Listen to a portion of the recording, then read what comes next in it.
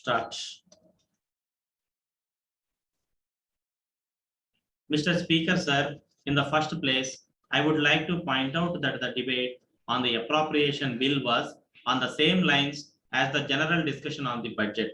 Honorable members who participated in the discussion today referred to many things in regard to their constituencies. I agree that it is not as if they are not entitled to do so.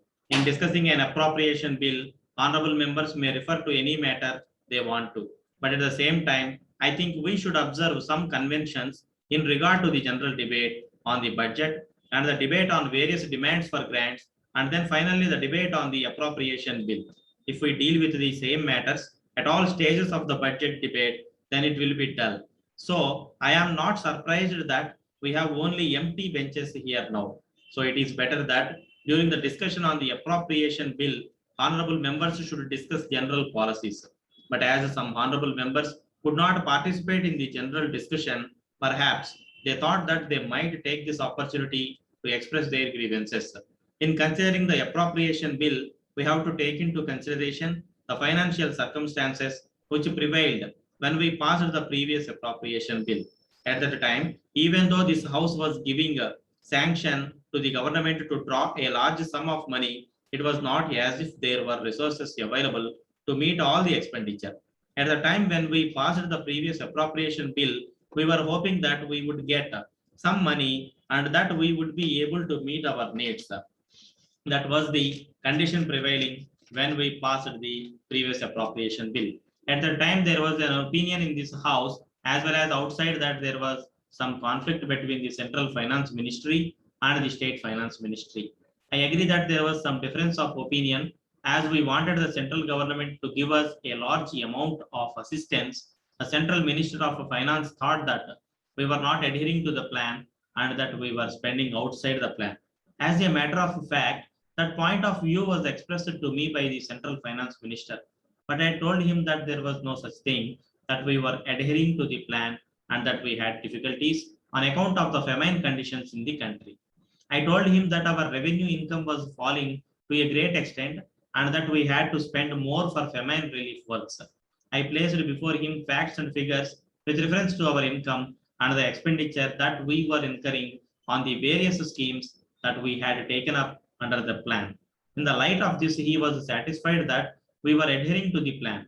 On the other hand, I am prepared to take the credit for the fact that we were working out the plan much better than other states.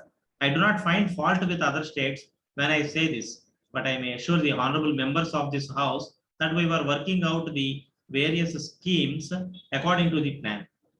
As the central minister was satisfied that we were spending the money according to the plan and that we were in difficulties because of the famine conditions in our state, the central government came forward with large scale assistance to us. I may assure the honorable members that we did not give up any opportunities offered to us. On the other hand, if there should be any charge, it is that we have taken more money from the center than what they were prepared to give at any time. If that is the charge made, I am prepared to accept the charge.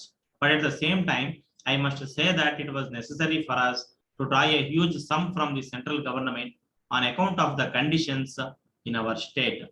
Now, as we were able to get through these difficulties, we may be proud of our achievement that in spite of the great difficulties that we had, we did not slow down any major project. That was possible because we were able to convince the central finance minister that our schemes were being carried out efficiently and that it was the duty of the central government to help us when we were in difficult circumstances due to famine conditions so that we might tide over our difficulties. It has not been possible for me to answer all the points made by honorable members. I do not say that they are not important. They are important, but they cover almost all the activities of the government. And if I try to meet all those points, I will not be able to finish my speech within the allotted time. But I may tell the honorable members who have raised those points that they will be carefully looked into and that whatever is possible will be done. In this connection, a charge was made that so many suggestions had been made and that nothing had been done. As regards this charge, I would like to point out that we were not able to do anything because of the difficult circumstances which I have just now disclosed.